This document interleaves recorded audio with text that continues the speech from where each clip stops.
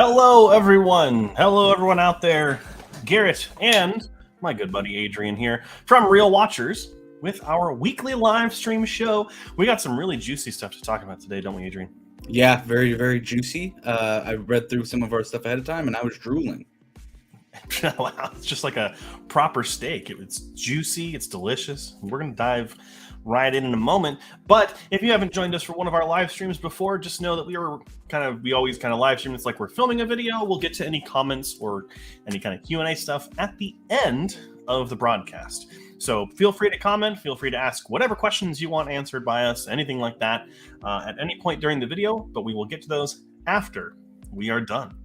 So that's pretty much all the housekeeping we need to do. I think it's time to dive into one of the biggest stories of the week. And I'll go ahead and lead us off here. And that is going to be the Academy Awards. That is absolutely right. The Oscars were on Sunday night, and they were wonderful. It was probably the best Academy Awards show in years, post any kind of slap incident or terrible train station one like they did in 2021. But yeah, this was a monumental night for Everything Everywhere All at Once, which took home 7 of its 11 nominations, including Best Picture, Best Director, Best Actor, Best Actress, Best Supporting Actor, Best Supporting Actress, Film Editing, and Best Original Screenplay. These are huge categories for a film like this to take home. And also, on top of a couple other things, it is the youngest directing duo to ever win Best Directing Oscar, which is pretty big. Everything Everywhere All at Once is the first science fiction film to ever win Best Picture, which is a huge genre win. Also, Michelle Yeoh is the first Asian actress to ever win Best Actress, which is, again, huge. I believe Ke Huy Quan is the first Asian actor in Supporting Actor to win the Oscar. I could be wrong on that, but still just an incredible moment for Ke on that night. That was absolutely wonderful. And I think they knew of it by having Harrison Ford give the award. Oh, easily. I think a lot of people are like, is he going to give Supporting Actor? Or is it going to be Best Picture? So, hey, you never know. But also a couple of the big awards. All Quiet on the Western Front took a lot of technical awards and international feature film. It was a huge night for India, winning Best Original Song for RRR and Best Documentary Short Subject for The Elephant Whisperers. So congratulations to India there. Historically an underrepresented country when it comes to the Academy Awards. Bollywood has really stepped up their game just in general. So I think it's actually going to be really huge. To see them kind of grow into the space is really, really nice. I feel like it's well deserved for a long time. Yeah, 100%. And hopefully they get more attention because RRR was criminally snubbed of the Best International Feature this year. So, hey, we'll have to. Hopefully they fix their act in the years to come. There was a big improvement this year, but hopefully there's only room to go up for now. So I'm very, very excited.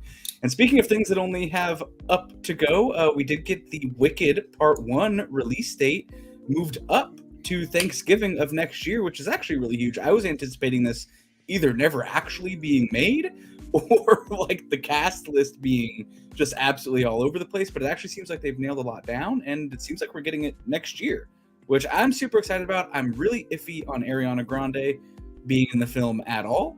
I don't know how well she's going to be able to do that, but I'm excited for it. I love the play. I've seen it multiple times, and I'm really excited for it.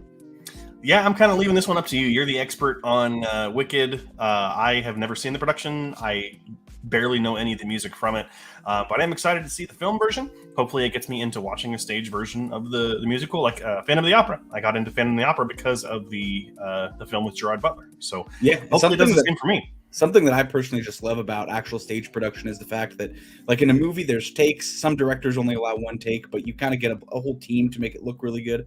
When you're performing live, I mean, you're there in the room with those people, and you're kind of you have to perform or you don't, and everyone can tell when you don't. So I think it's like a high pressure cooker situation that when it's good, it's really good, and when it's bad, it's really bad, and it's really exciting. Yeah, and I had no idea this was going to be a part 1 either. I didn't either. Yeah, that was a surprise as well. But the Wicked expanded universe is going to be huge. But getting into other news that I didn't expect to see in any kind of way, shape, or form.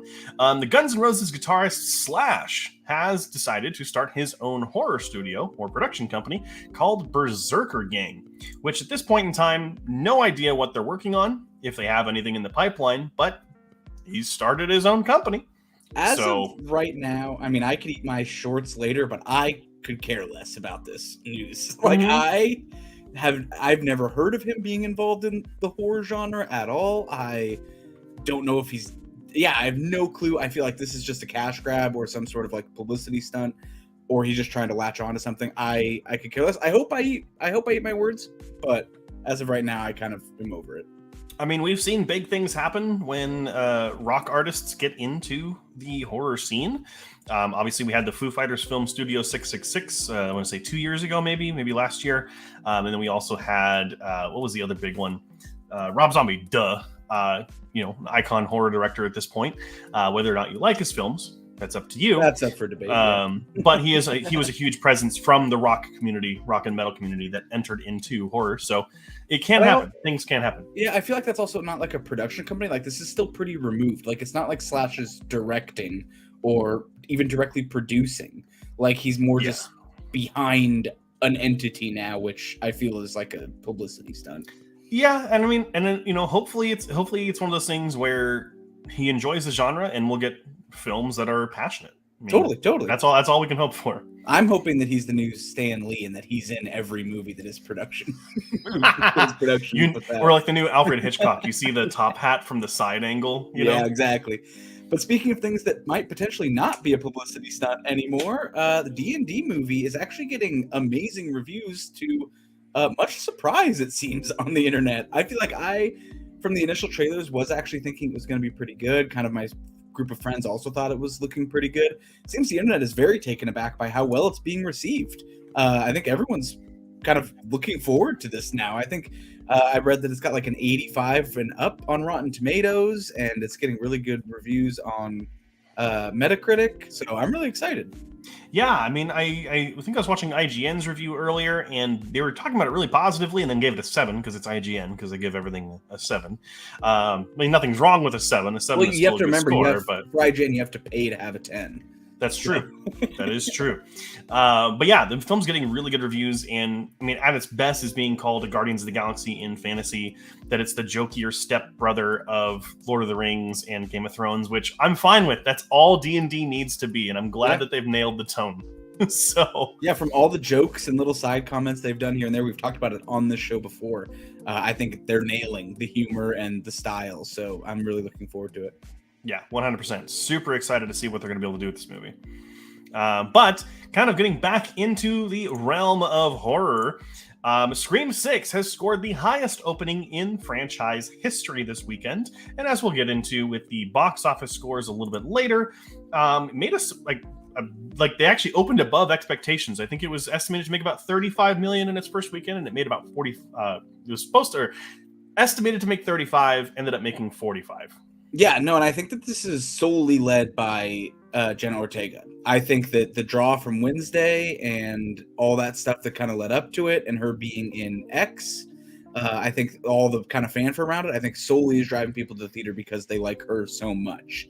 I know you have talked about it, I know you'll talk about it later, but I know you went and saw it, and I know it's getting good reviews as well from the franchise. So I don't know if I'll go see it. I'm not a huge Scream fan, but I mean, good for it. Well, that goes ahead and answers a question in chat. We had our friend Nadia from Horror and More ask if you had thoughts on Scream 6, Adrian.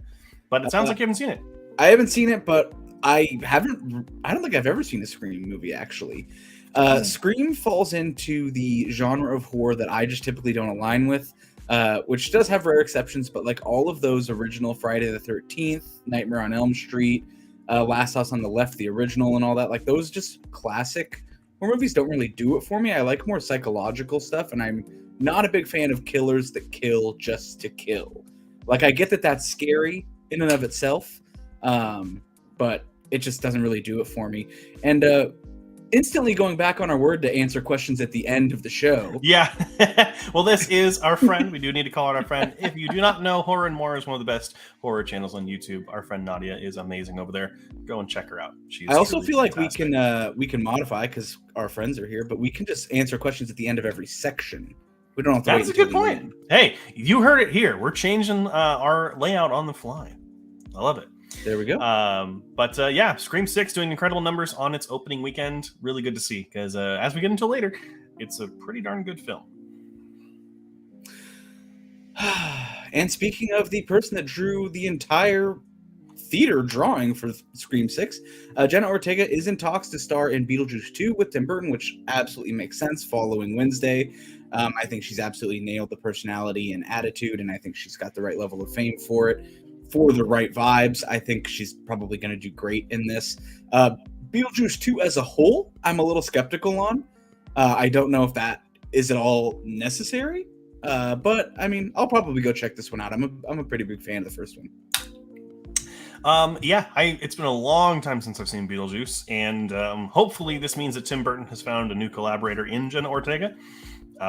She could take over the reins for Helena Bonham Carter and Johnny Depp if time. It's about time to get some new fresh blood in the Tim Burton universe. Yeah. Let's get some new faces, 100%. But don't over Ortega it. We need to let it simmer. But going from good news to all kind of bad news, we had the Razzie Award winners were announced a couple days before the Oscars, and the winner of Worst Picture this year was the film Blonde on Netflix, starring Ana de Armas, which was, I thought, a pretty odd pick for Worst Picture, especially since Jared Leto also won Worst Actor for Morbius, which that was probably way worse than Blonde. And then one of my favorite awards of the night, we guessed this in the Drive Back Awards. Tom Hanks won Worst Supporting Actor for Elvis, and Worst On-Screen Couple for Tom Hanks, and the lump of latex on his face or whatever was the award that was handed out. But to go along, I don't know if any of you know, the Razzie Awards were under a lot of fire this year because one of the Worst Actress nominees was the 12-year-old actress from Firestarter that came out in 2022. Yep. And they got a lot of flack for nominating a child actress. And so they ended up giving themselves the award for Worst Actress for that blunder. So at least they had the sense of humor about it, and they repealed her nomination. But that was a little weird. You feel like it was weird that they nominated her? Yeah. Why? I mean, it's a child actor. It's just kind of weird to immediately nominate them for a worst performance and kind of, dive their career at the start. Do you also feel like child actors shouldn't be allowed to win Oscars? No, because I think an Oscar can boost your career. A Razzie could potentially sink it, and they're not even at the age where they can make those conscious. I don't know. It's weird. I don't know. I disagree with you. I guess I feel like if you're able to win awards, you should also be able to be critiqued.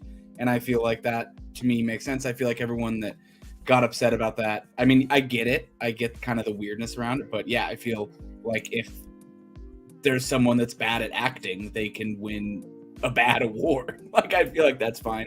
I get what the Razzies did, though, by taking themselves out. And I also I honestly kind of agree with Blonde getting worst film. I thought Ana de Armas being nominated was kind of a handout because of the movie. It didn't really feel that genuine. I don't think she did that amazing a job. But hey, the Razzies are the Razzies, and we love them because they're controversial. So yeah. They certainly lived up to it. Exactly. And they're here and gone. And moving on into some other kind of always interesting news with Star Wars. Star Wars films in trouble as Kevin Feige and Patty Jenkins films are shelved. But Taika Waititi's is still on track, but we do that the two have been completely kind of, at least obviously the word shelved, but stripped away for now, with kind of no news forward. I mean, no kind of updates, right? Yeah, we've kind of known that Patty Jenkins' film, which was confirmed to be Rogue Squadron, was at least partially shelved after the massive failure that was Wonder Woman 1984. And I think Disney kind of lost faith in her to direct the film, which I don't think is necessarily, the right thing to do. I think she's still a very talented director, even though she had one bad film. But it is what it is. And I mean, obviously, this is also on the heels of Bob Iger coming back. And I had heard rumblings that this was kind of a way to clear house before they end up reshuffling Lucasfilm's leadership structure. So I mean, it could be anything. We could finally Which see I think Kathleen we're Kennedy time ousted. for. I think it's time for a reshuffle. I feel like those in power, most, not all, but most have led kind of astray from what the core values of what the company was originally founded on. So hopefully we can get some passionate people in there that want to make good content and are dedicated to the fans. I think that would be really huge. Yeah, absolutely. But and then Kevin Feige's film, who is said to be developing something, was shelved too. But Taika's is still on the way. And, Taika gave us probably the best episode of The Mandalorian, which was the season 1 finale. And I think that's what kind of led into getting the film at least start to be developed. So hopefully it's, something that has the same Taika Waititi humor just in the Star Wars universe. I would love to see it. Yeah. So, but let's get back to some positive here, because this is truly fantastic. John Wick Chapter 4 is getting the best reviews out of any of the films in the franchise. And I am sort of paraphrasing here when I'm kind of recounting some of the reviews. Some have said that it is not only the best action film of this decade, but it is going to be a masterpiece held up in contention with Die Hard, Aliens, and Terminator 2. Which is so interesting, because I feel like the franchise is already on very tall legs of its own. I mean, I feel like people regard it already as kind of this like core trilogy that is an example of what action movies can be. And the fact that they're talking about the fourth one being that much better is very exciting. And I think the trailer held up to that. Like, I'm fully on board. I don't believe anyone's lying. Yeah, I think I'm dying to go see this next week. I'm probably going to get my tickets as soon as I can. Kevin, if you're still in the conversation, let's go Thursday night. Let's do it. I'll go with you. I'll wait till you're done after work. But Kevin, you can cancel live on stream after we'll read the comments. Just leave work early, leave all those patients there, and we'll go see it. But yeah, absolutely getting incredible reviews. IGN did give it a 10, which is interesting because I must have paid IGN to give it the 10. But hey, it is what it is. But I think it's got like an 85 right now on Metacritic, which is high for the franchise. It usually has like a 60 or 70. So yeah. But that's going to be it for the news for this week. Let's go ahead and get to a couple of comments. Our friend Nadia says, "Hey, if a kid sucks at giving acting, give it the award. I love how you refer to a kid as an it. That is 100% the right way to go vocabulary-wise." I completely agree. I mean, that's kind of what I actually said. So that's great, because I feel the same way. And I feel like, if kids are exempt from getting Razzies, which this may lead to, then they should also be exempt from receiving any positive awards. And that we may see that in the future. This could cause kind of a polarizing situation to happen. Yeah, I mean, I'm thinking, I'm starting to kind of go back on what I said, but I think we are living in the age of the internet, and any kind of little thing that's taken as any kind of way, clickbait to get someone clout, they're going to run with it and try and get it taken care of. So, yeah, it's just the day and age we live it in. But Kevin says, wouldn't Artemis Fowl get an award? I mean, it should have. That was a horrible movie. It was nominated for Best Picture this year, so I'm not sure what it's nominated, you're talking about. It's nominated for Best Picture every year, I think, is the main thing. Yeah, that's actually, it's actually one of the new things written into the Oscar. They never show it on screen, but it is sent out to everyone in SAG for review for Best Picture every year. And it's actually never received a vote, but I think they're hoping one year that it will. Yeah, it's... I can't even keep going with that anymore. Yes, it's in the fine print. We went to the Oscars Museum 2 weekends ago, and there's an entire exhibit for it. It is purely incredible. Yeah, and there's a dark room that just has Judi Dench sitting in it. So that's a real experience. The trailer for John Wick 4 looked amazing. Absolutely, it did. All the trailers have been amazing, and kind of hyped it up as a final part. We'll see if it is the final part. I'm a little bummed that it was like a 1, 2, Parabellum, and then 4. I really want them to rename the third one back to 3, because I feel like on shelves for collectors, the fact that it doesn't have a 3 on it really irks me. Yeah, or like it's like any of the movies that do that. Like Halloween did the same thing. Like we were like Halloween 2, 3, and then went back to Halloween. Scream did the same thing, because Scream 5 was just called Scream. They got to stop doing that. What was that TV show where it was about the guy with like OCD? Was it Psych, or the other one with the guy's name was like Monk? So for their collection for like the 9 seasons, they were all had the number on the bottom, but then for like season 7, it was on the top correctly, so that for like the OCD thing, it just never looked right. And I always thought that was really funny. Nadia says, saw the trailer in theaters today for John Wick Chapter 4. I almost, maybe, possibly, perhaps want to see it. That's a lot of maybe, possibly, perhaps, mayhaps. You should go see it. It's awesome. And said, but I heard it's like 3 hours long. Yeah, but Kevin says it's full of action. That's 100%. It's true. It's also just a great universe, too. And it has doggies. But you don't want to see doggies getting killed again? Yeah. Luckily, that doesn't happen after the first one. So they learned... that is how you dogs that do great. Yeah, the third one has dogs that wreck house. But we are caught up on comments. Thank you guys for commenting. Thank you very much. And diving, following that, right into Trailer Park, we got an absolute ton of treasure trove trailers this past week. My personal one that I'm most excited for was actually seeing the footage for Paint, the Bob Ross movie. I don't know how great it looks, but I am super excited for it. Like, I think it's going to be very like warm and just a very home feeling movie that I think is going to be really good. Just for like emotional stuff. I think it's going to be really fun. So I'm really excited for it. I know that the real Bob Ross had a lot of like side story, like a military vet that had done a lot of really bad stuff. And so I'm excited to see how they kind of portray that and make it fun. I think that's all supposed to be an urban legend, though. I don't think he actually did anything, but it's fun to think that, he was like, Oh, I haven't heard that's an urban legend. I heard he like killed a squirrel an episode. Or maybe I'm thinking of, I might be thinking of the Mr. Rogers one, where Mr. Rogers was supposed to be a soldier, but he never was. So again, I talked about that documentary like 3 weeks ago. It is one of the best documentaries I've ever seen. You should see it. But yeah, a lot of trailers this week. I'm actually going to say there's actually two that I was very interested in. The first was A Disturbance in the Force, which is a documentary about the release of the holiday special, which I think is really funny. Great title. But I actually really enjoyed the trailer for No Hard Feelings. I think it looks like it's going to be pretty funny. It's been a while since we've had any kind of true comedy film like that. There is also another one. I don't know if the trailer came out this week, but it was called Strays, about talking dogs that want to go back and punish the owner because the owner was mistreating the main dog. So that one also sounded pretty funny as well. So a lot of good trailers this week. Yeah.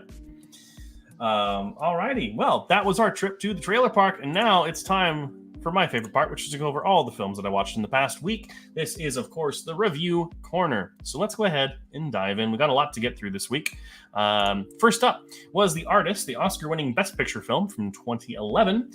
Given an 89 out of 100, said there's a beauty and an innocence to The Artist that just cannot be denied. Jean Dujardin and Bérénice Bejo are incredible performers that give heart and voice to the film, even if it can be a little formulaic. Its ending, however, is a masterclass in expectation subversion. Highly recommend this movie. So moving right along, went and saw Cocaine Bear in theaters, finally. Gave it a 69 out of 100. Nice. It is a really fun ride that does get bogged down by a few too many stories. However, it's a funny, scary, and all-around good time that will have you leaving the theater smiling and having fun. It's just a good, fun time to have at the theater. Getting back into what we were talking about earlier, Scream 6. Went and saw this in the theater. Gave Scream 6 an 84 out of 100. Said that Scream 6 is not only a great addition to the franchise, probably the best since the original, but it also shines as a sort of whodunit for horror movie fans. And kind of what we'll talk about in a moment here, Adrian. Highly recommend watching the Scream films, because if you look at them like you do Knives Out, it makes it even better, because trying to figure out who the killer is. It's not really a horror movie so much as it is like a mystery in my eyes. That's how I enjoyed it the most. And then I went ahead and watched all the ones that I haven't seen. So let's go ahead and talk about the original, Scream from 1996. Give it a 92 out of 100. So there's such an undeniable charm, wit, and level of finesse to this movie that's hard to ignore. Combining a love for horror and mystery, Wes Craven's classic is a bloody good time at the movies. Scream 2 was up next and gave it a 65 out of 100. Said while it doesn't hit the highs of the original, Scream 2 is still a fun film. What lets it down is a lack of the movie meta humor that made the first shine, as this feels like a more typical revenge thriller. That led to Scream 3, which I gave 42 out of 100. I said that while there are some cool kills, the film doesn't feel anywhere near as interesting or as well written as the first. Also, mixed messaging on trauma tends to fall flat here, and sequences related to it take away from the film. I don't want to spoil anything here, so I won't talk about that. And then Scream 4 was the last one that I haven't seen. I said that I give it a 40 out of 100, saying the film tries its best to live up to the original, but cool kills and a different kind of revealed story can't save the film from being another uninteresting and trivial sequel, at least in my humble opinion, giving it a 40.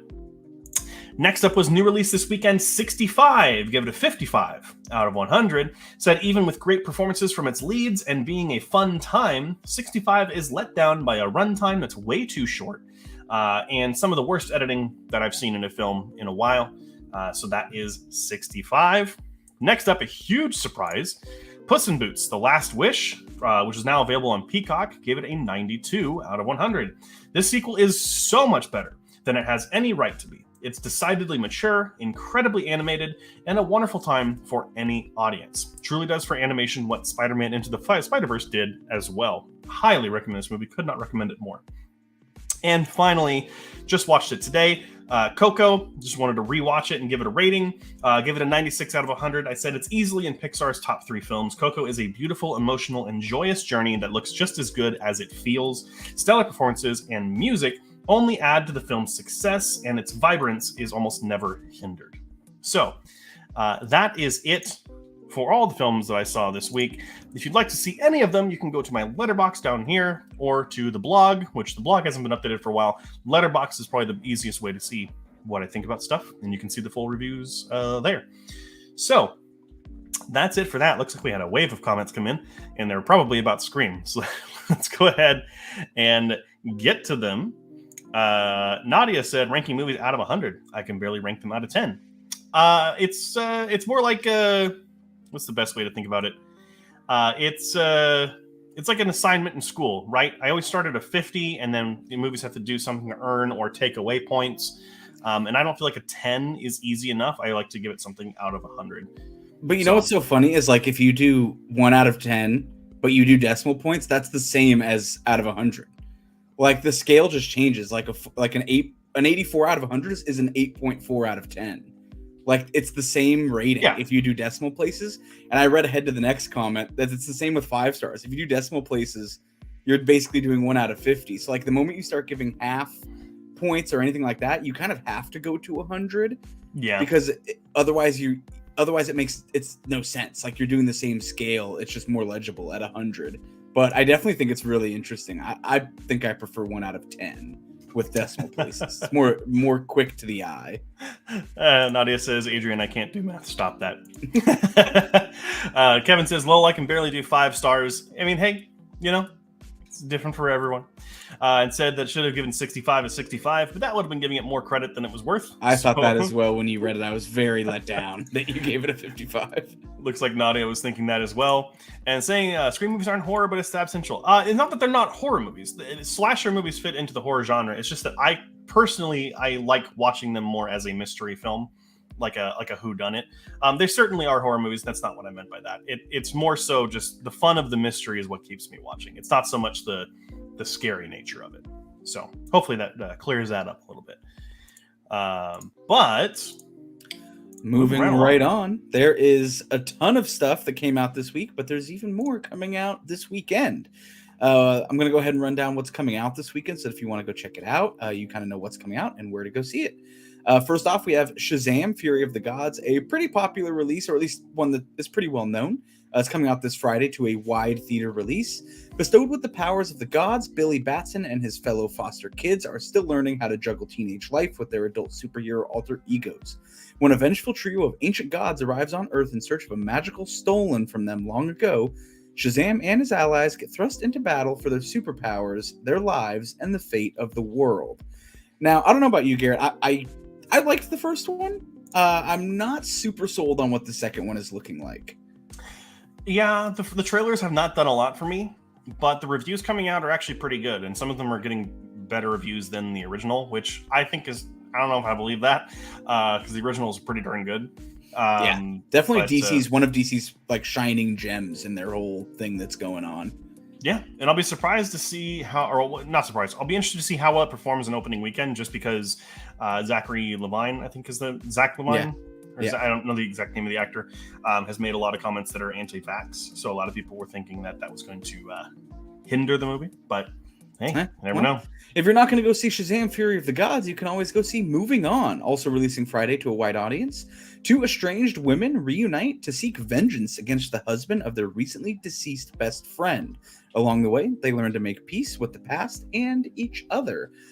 This definitely is seeming like kind of leaning towards the older audience, but I don't know if you find me watching it, but I know that there's definitely an audience for it. So if you want to go check that out, it is kind of going to be everywhere on Friday. Yeah, I know. It does star the two cast members of Grace and Frankie, which is a very popular show on Netflix. Very, very good point. Yeah. So if you like them, especially together, here they are. Yep.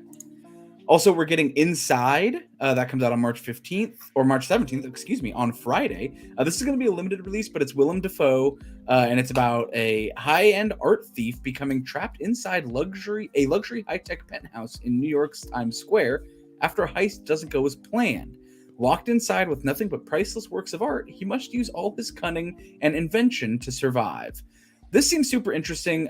There was another movie that came out recently called, I think it was I Was Here or We Were Here. That's kind of a similar story about a graffiti artist who defaces high valuable art inside of collectors' homes getting trapped inside. I'm imagining this one's going to be much more kind of introspective and more personal. And I'm for it. I think Willem Dafoe is amazing, especially after The Lighthouse and his performance in Spider-Man No Way Home. So I'm looking forward to it. Are you going to try to check this one out, Garrett? Yeah, it's opening up near me. And I know that a couple of my friends, and I believe Nadia had mentioned something about it too, but I know Kevin was saying it sounded interesting to him. So hopefully we'll go and see that this week. This is not the Bo Burnham film, by the way. Yeah. You can just watch Inside by Bo Burnham, which is also incredible. But you could just watch that one on Netflix. You should watch that one. That one's free. And then we're also getting, last but not least, A Snowy Day in Oakland, March 17th, also on Friday. This one is going to be limited, and I think it's even looking like it's more limited than Inside. But the synopsis for this one is: a beautiful psychologist from San Francisco decides to end a stalled romance with her high-profile psychiatrist boyfriend and business partner. She moves on with her life by opening her own practice in a vacant office space in the middle of a small commercial block located across the bay in Oakland, turning the predominantly African-American and psychologically ignored neighborhood on its emotional ear. This one seems really interesting. I haven't looked if it's opening near me. I actually wasn't really aware this was coming out. I hadn't seen any big trailers for it or anything, but it actually looks really interesting. I hope I get a chance to catch it. If not, I'll definitely probably catch it when it comes out because I live 10 minutes from Oakland, so kind of like going to see the original Ant-Man where it takes place in San Francisco. You got to kind of see what's around you. Oh, but I guess for you, that's everywhere in LA. You got to see every movie ever made. Yeah, it's true. Which you're doing, actually. So trying to, yeah. This isn't opening anywhere near me as far as I know. There's only one theater I haven't checked, but if it does, I'll probably try and go see it because it sounds like it's going to be good. But definitely a wide range coming out this weekend. I think kind of for whatever mood you're in or whatever you want to see, there's definitely seems like a movie's coming out for you. Yeah, absolutely. Let's go ahead, though. We got another comment coming through.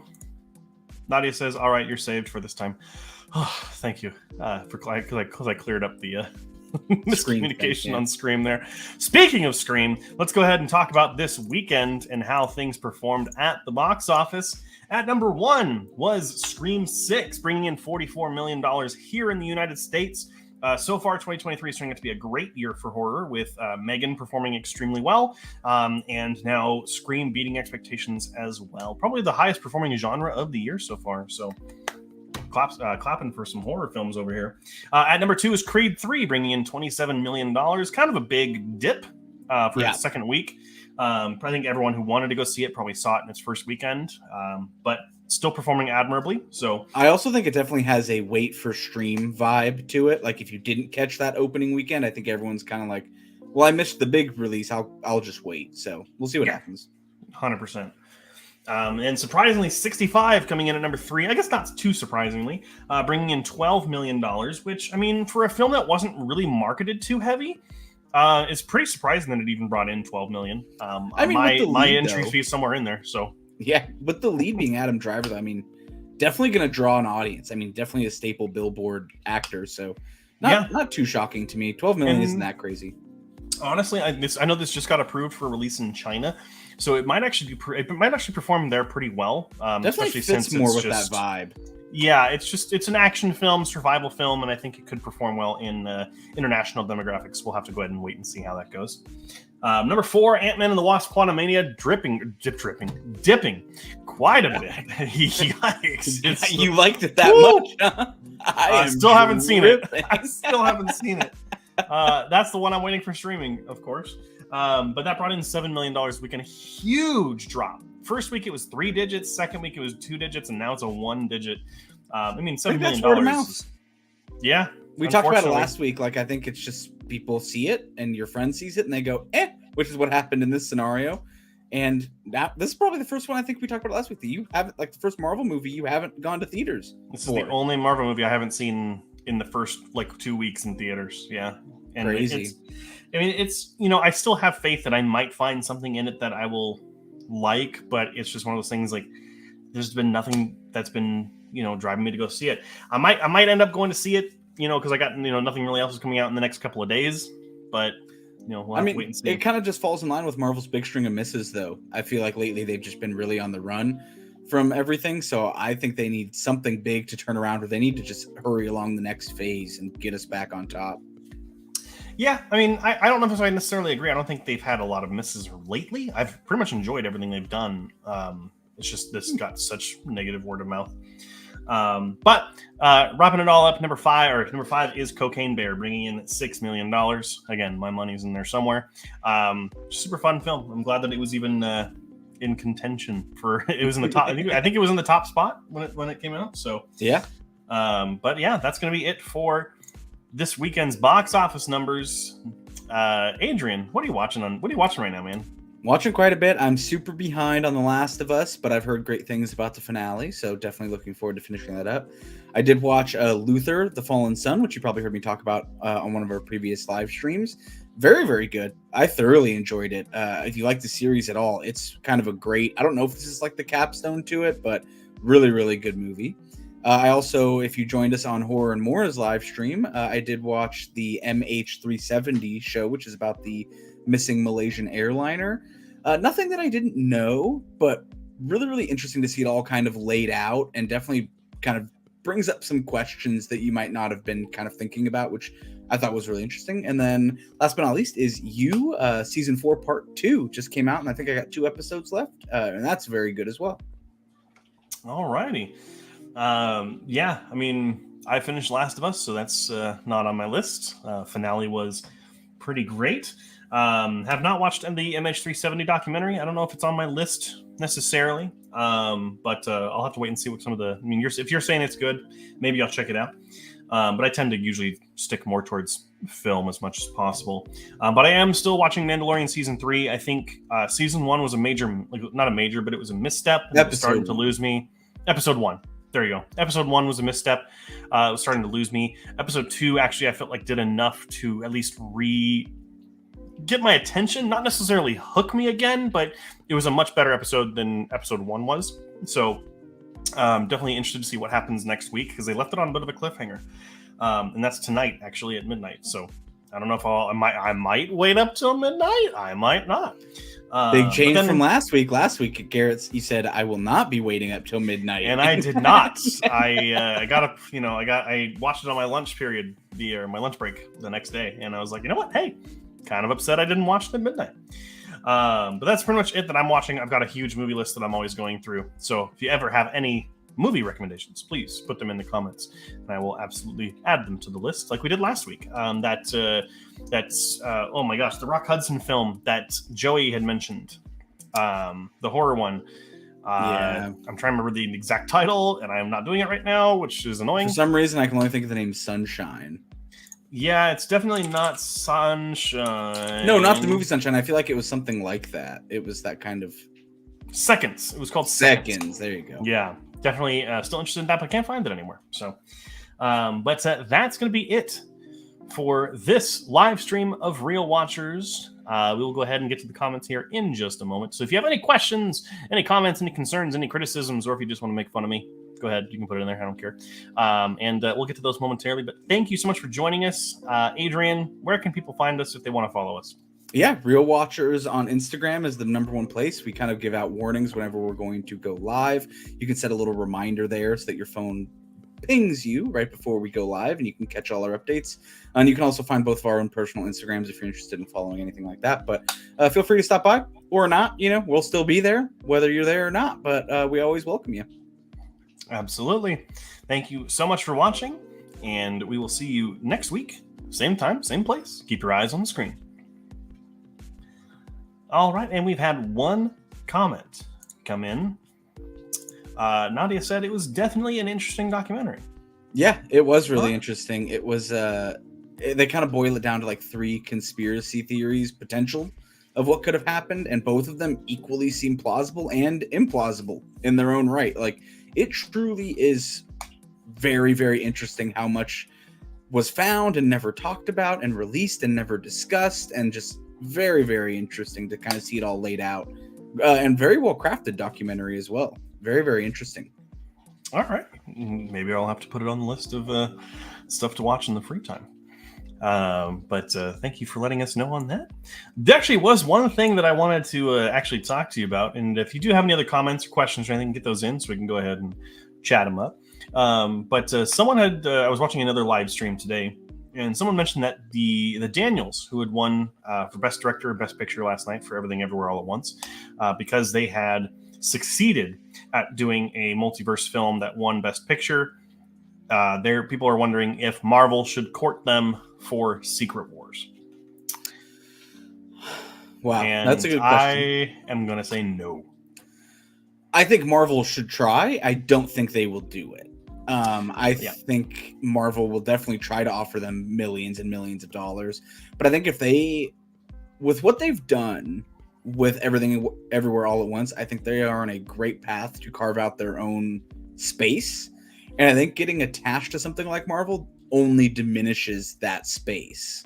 I think they definitely need to stick with what they're doing and make another great second movie. Yeah, I'm going to echo points from this other stream, but like, they're going to be courted by every studio under the sun after the award show. Yeah. And I think they're going to be given any opportunity they could possibly want.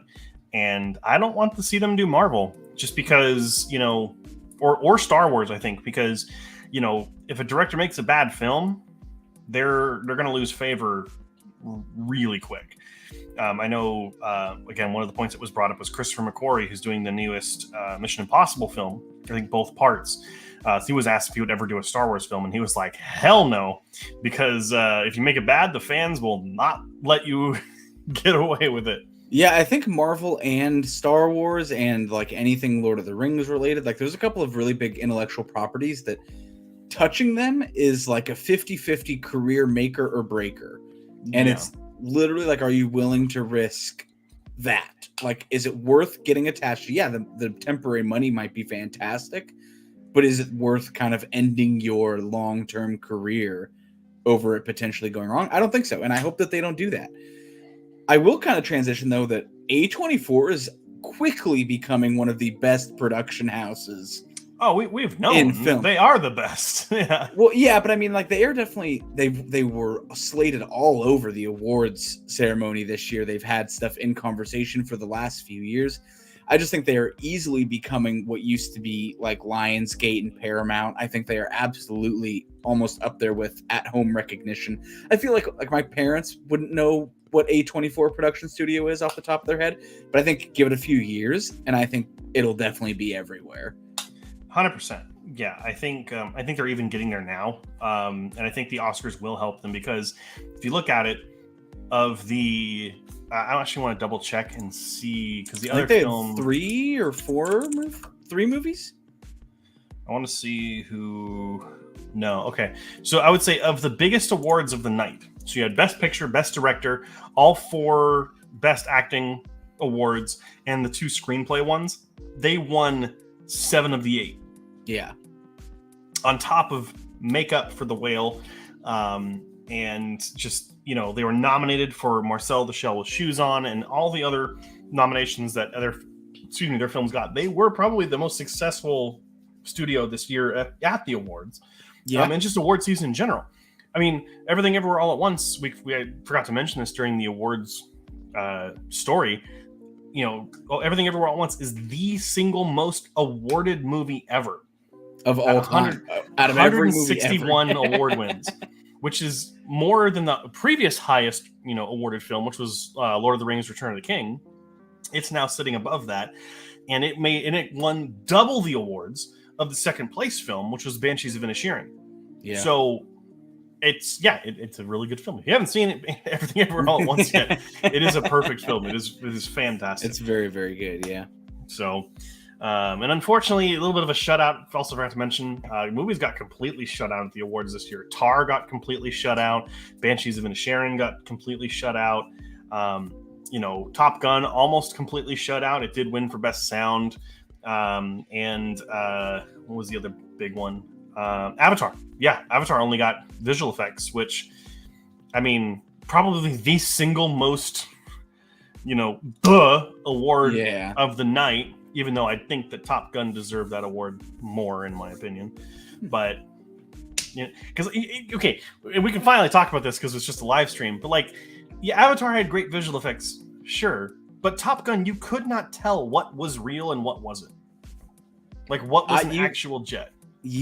I could argue the same for Avatar. Do you know what parts were real and what wasn't? Yeah, Na'vi don't exist. But a lot of that movie was real.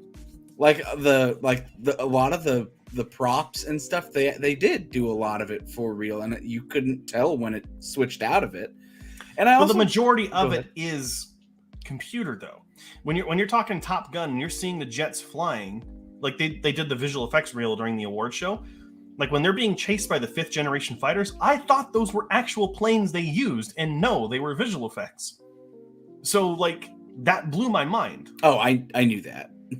No, but it definitely it looked very, very real. But I don't know. I feel like there's not really. Even when they were announcing the awards, it's not a debate to me. I don't understand how you cannot give it to Avatar. The stuff that it did for visual effects has never been done before. The stuff in Top Gun was done extremely well, but it's been done before. Avatar, in terms of a visual effects category, is pushing the boundaries, and I don't really see how you cannot give an Oscar to someone that's pushing film forward like that. So, I think everyone's entitled to their opinion, and this is probably the only time I've ever just been I don't really care. But I think Avatar, I literally looked at Cassidy when they were talking about it, and I went, there's not even a debate, and I don't think there was. I would love to see the numbers that came back. What even else was not? I think Black Panther 2 was nominated there as well. Let me see here real quick. I think, was it the Batman was also nominated? I think Elvis was nominated for... No, Elvis wasn't nominated for visual effects. I thought they were. I don't think. They were nominated for editing. No, so it was Avatar 2, All Quiet on the Western Front, Top Gun Maverick, Black Panther Wakanda Forever, and The Batman. Which, I mean, all of them have very good visual effects. Don't get me wrong. I don't know. I think I'm so tired of the Avatar shtick. I think you are tired of it because I really... You can say what you want about the film and its quality and all that, but if it's visual effects that are in question, I don't get the debate. I don't know. I think they should give the award for who did it best, not who innovated. They did it best. They did both They did both of them. I don't know, man. I could not tell what was real and what wasn't in Top Gun. And I feel like I could in Avatar. That's just me. Also, the screen we saw it on wasn't that good, so maybe if I had seen it in IMAX or something, would have helped as well. I'll have to wait for it to come on Disney Plus or something to. It definitely won't look as good as in the theater. Oh, but it'll look better on my TV than it will in the theater we saw it in. I'll tell you that. And then that theater, maybe. Especially on an OLED and Dolby 4K. Yeah, it'll look good on both our TVs. Say that right. Yeah, now. I saw it in Icon Plus, which is it was 4K, Dolby Atmos, digital projection, all that super, super crisp stuff, and it was really, really good. So you saw it in the money theater. Yeah. They spent money on that one. Nadia chiming in here. Fun fact, if you didn't know, there's a ceremony for horror movies called Oscars. That's really funny. That is great. That's really, really funny. I know there's a couple other awards too. I think the Saturn Awards also reward sci-fi horror Yep. kind of stuff as well. I think there's I know Shudder has their own awards show that they live stream. Yeah, I think it's do they actually have rewards?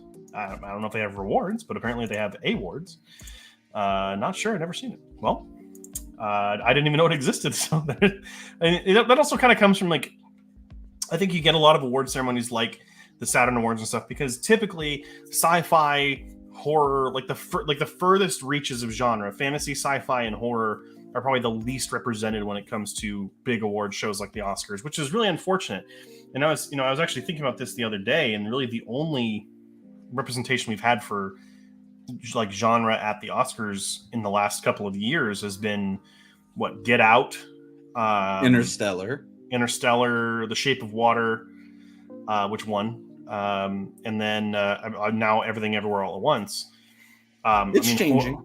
Sci-fi definitely gets recognized more than horror, but it doesn't. I don't feel like it wins as much. But yeah, I mean, it's kind of bugging because like horror has some really great films that come out every year. I know a lot of people were mad. There was snubs for Hereditary for what's her name, Toni Collette, for Best Actress, which was that was kind of a snub. Yeah, Kevin, you get points on rewards card for watching it. That would be great. I would love a rewards card for watching movies. I'd have probably a lot more money right now, or a lot more gifts and rewards. But oh boy, movies, man, movies are so much fun.